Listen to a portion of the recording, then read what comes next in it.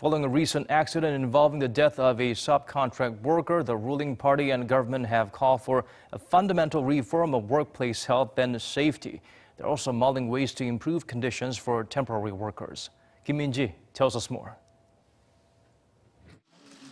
South Korea's ruling Democratic Party and the government have vowed all-out efforts to pass a revision to the law on occupational safety and health before the end of this year.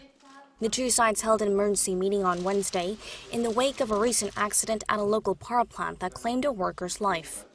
The 24-year-old, employed by a subcontractor, was found after he got caught in a conveyor belt while working the night shift alone, something that, according to regulations, should have been done in pairs. His death, critics claim, show how outsourcing exposed many irregular workers to danger without sufficient training or safety equipment, which often leads to accidents. We need fundamental measures to prevent tragic accidents involving laborers. What we need first is to find out whether any regulations were violated or whether there were attempts to avoid fully reporting the accident. We also need measures to address outsourcing in the power plant sector.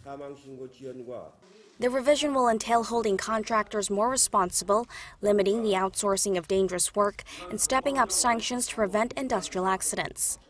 The government also vowed to monitor overall safety management obligations and deal with any violations severely.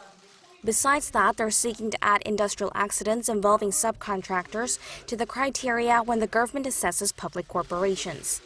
Rival parties for now have agreed on the need to deal with the bill as soon as possible. The National Assembly's Labor Committee will hold a hearing on the issue this Friday and aims to have the bill ready for a vote by the last plenary session of the year next Thursday. Kim Min-ji, Arirang News.